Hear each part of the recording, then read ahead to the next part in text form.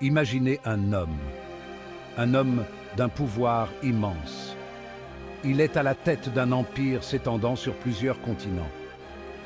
C'est un guerrier, un dirigeant, un empereur. Pourtant, il ne trouve pas la consolation dans la grandeur de sa position, mais dans la contemplation silencieuse de ses pensées. Voici Marc Aurèle, l'empereur philosophe de Rome. Il a régné de 161 à 180 après Jésus-Christ, une période marquée par la guerre, la peste et les intrigues politiques. Pourtant, au milieu du chaos, il a écrit une série de réflexions personnelles, aujourd'hui connues sous le nom de Pensées. Ces écrits n'ont jamais été destinés à être publiés. C'étaient ces dialogues privés avec lui-même, une façon de se confronter aux complexités de la vie et de trouver la paix intérieure. Quel secret Marc Aurèle a-t-il découvert dans ses réflexions solitaires? Quelle sagesse intemporelle a-t-il découverte qui lui a permis de naviguer dans les eaux troubles de son époque?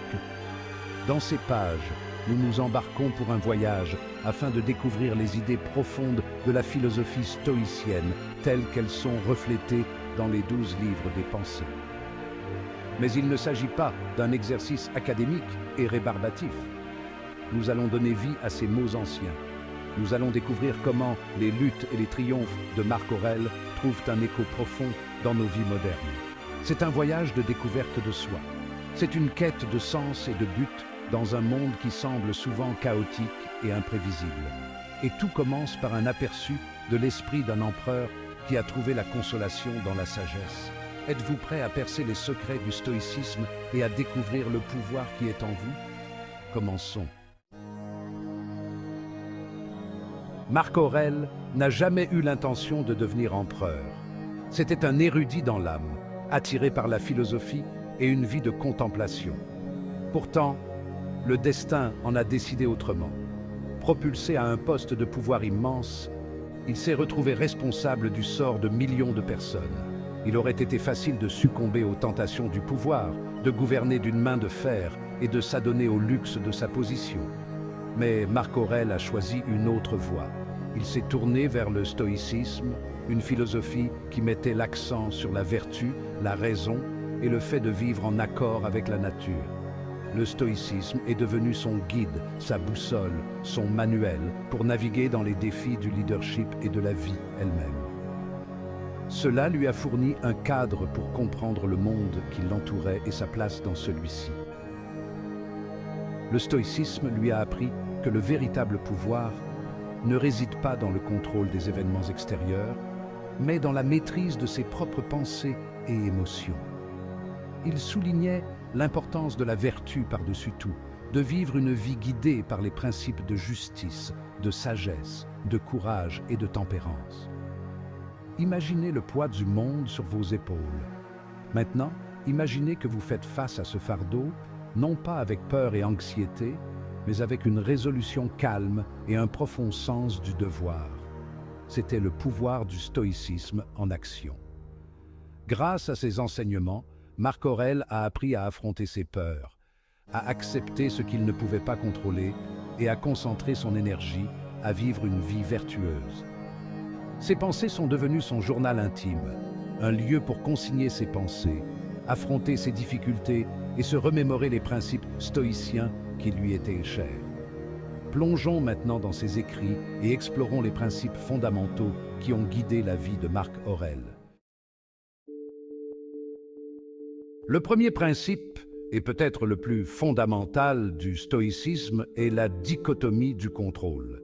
Ce concept central dans la philosophie de Marc Aurèle nous enseigne à faire la distinction entre ce que nous pouvons contrôler et ce que nous ne pouvons pas contrôler. Nous avons le contrôle de nos pensées, de nos émotions, de nos actions. Celles-ci sont notre domaine.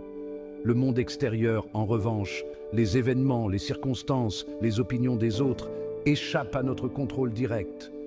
Il est facile de se laisser prendre dans le tourbillon des événements, de ressentir de l'anxiété face à des choses que nous ne pouvons pas changer. Nous nous stressons pour le temps qu'il fait, la bourse, le flot incessant d'informations. Mais Marc Aurèle nous rappelle que ces inquiétudes sont vaines. nous dépensons une énergie précieuse pour des questions qui échappent à notre sphère d'influence. Au lieu de cela, le stoïcisme nous exhorte à nous concentrer sur ce que nous pouvons contrôler, nos propres réactions. Imaginez-vous comme un archer. Votre but est d'atteindre la cible. Vous pouvez contrôler la tension de l'arc, votre posture, votre visée. Ce sont vos actions, votre domaine de contrôle. Mais une fois que la flèche a quitté l'arc, son vol est soumis à des facteurs externes, le vent, la distance, voire la qualité de la flèche elle-même. Vous ne pouvez pas les contrôler. La vie est très semblable. Nous pouvons nous préparer, prendre les meilleures décisions possibles, mais en fin de compte, le résultat n'est pas toujours entre nos mains. Le stoïcisme nous enseigne à accepter cela avec tranquillité. Il ne s'agit pas d'apathie ou de résignation, mais de concentrer notre énergie sur ce sur quoi nous pouvons avoir une influence, nos propres pensées, actions et réactions. Section 4. Le deuxième principe, le devoir. Le devoir est une autre pierre angulaire de la philosophie stoïcienne. Marc Aurèle, en tant qu'empereur, avait un profond sens du devoir envers son peuple et l'Empire. Il croyait qu'il devait remplir ses responsabilités au mieux de ses capacités, non pas pour la gloire ou le profit personnel, mais parce que c'était la bonne chose à faire. Il considérait son rôle d'empereur comme un service, une façon de contribuer au bien commun. Ce concept de devoir s'étend au-delà de nos rôles sociétaux. Nous avons tous des devoirs envers nous-mêmes, envers nos familles, envers nos communautés.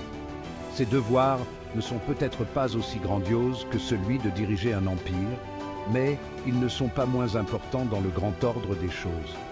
Il peut s'agir du devoir d'un parent de prendre soin de ses enfants, du devoir d'un ami d'offrir son soutien, du devoir d'un citoyen de contribuer à sa communauté. Le stoïcisme nous rappelle que le véritable épanouissement ne vient pas de la poursuite de nos désirs égoïstes, mais de notre alignement sur quelque chose de plus grand que nous. En embrassant nos devoirs, nous trouvons un sens et un but à notre vie. Nous nous connectons à quelque chose qui dépasse notre vie individuelle et nous contribuons au bien-être des autres. Cela ne veut pas dire que le devoir est toujours facile. Il exige souvent des sacrifices, un travail acharné et le fait de faire passer les besoins des autres avant les nôtres. Mais c'est précisément dans ces moments difficiles que nous découvrons notre véritable force et notre résilience. En accomplissant nos devoirs, nous cultivons un sentiment de finalité qui transcende nos désirs individuels. Section 5. Le troisième principe, la raison. Pour les stoïciens, la raison ne se limitait pas à la logique et à l'intellect. Il s'agissait de vivre en accord avec l'ordre rationnel de l'univers. Marc Aurèle croyait que l'univers était régi par un logos divin, un principe rationnel qui imprégnait toute chose. En utilisant notre raison, nous pouvions nous aligner sur cet ordre cosmique et trouver la tranquillité. Cela signifie reconnaître que tout arrive pour une raison, même si nous ne la comprenons pas sur le moment. Cela signifie accepter que les défis et les revers font partie de l'ordre naturel des choses. Ce ne sont pas des attaques personnelles, mais des occasions de grandir et d'apprendre. Imaginez une tempête qui fait rage autour de vous. Le vent hurle, la pluie fouette, le tonnerre fait trembler le sol. Vous ne pouvez pas contrôler la tempête, mais vous pouvez contrôler votre réaction face à elle. Vous pouvez choisir d'être ballotté par les vents de la peur et de l'anxiété, ou vous pouvez trouver refuge dans le centre calme de votre propre raison. Le stoïcisme nous enseigne à aborder les défis de la vie avec un esprit calme et rationnel. Il nous encourage à prendre du recul par rapport à l'immédiateté de nos émotions et à envisager les situations dans une perspective plus large. En utilisant notre raison, nous pouvons trouver la clarté dans la confusion et faire des choix qui sont en accord avec nos valeurs et nos principes.